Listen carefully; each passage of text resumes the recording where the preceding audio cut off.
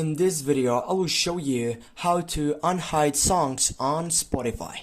Firstly, when you take over on that selection, you need to go on the settings bar on your right upper side here. Then you need to scroll down and take a look on all these sites, which is also show unplayable songs.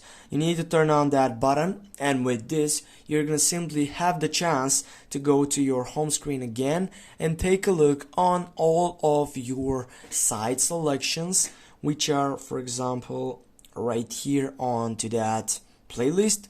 And then from here we can simply check it out and hide or unhide that song system.